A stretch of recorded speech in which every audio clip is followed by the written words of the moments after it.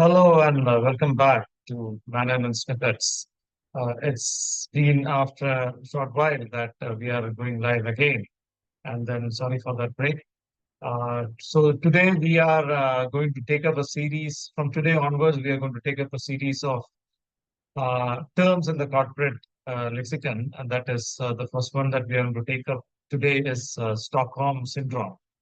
What is Stockholm syndrome? Stockholm syndrome has its origin in Sweden, Stockholm in Sweden, where in 1973, a robber, a bank robber, he had held captive of Credit Bank, a bank in Stockholm, and these captives were, held in ransom for a long time.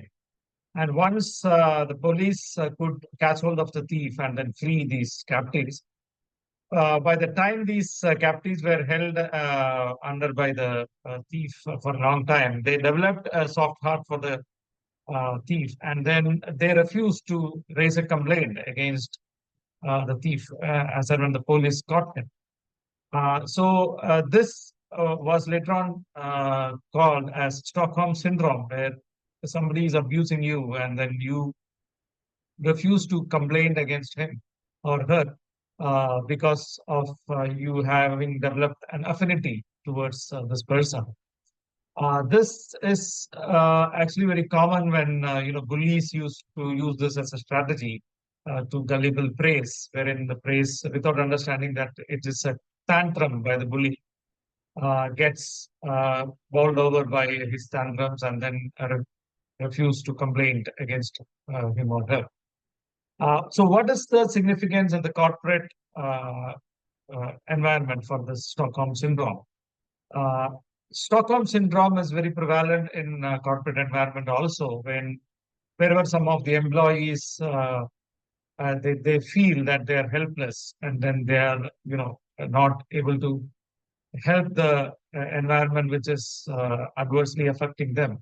There could be some toxic colleagues, toxic bosses, or some other environmental factors wherein because of their helplessness and then their lack of braveness, because of their cowardness, they refuse to complain against these people or the system or the environment and then fall in line. So this is very bad in the long run because if somebody is suffering from something, it cannot, continue forever. Someday, sometime it's going to break.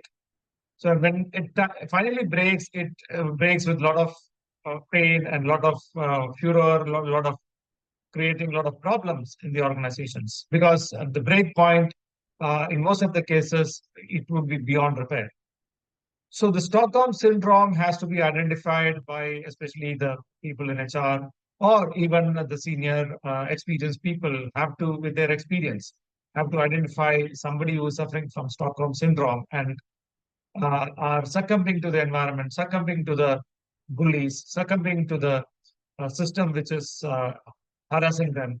So experienced people and experienced HR personnel should be able to identify such cases and needs to arrest these cases well in time before it ruptures in a position where it is irreparable. So that is about Stockholm syndrome, which we studied, which has a prevalence in corporate environment and has got a very adverse effects. Thank you so much.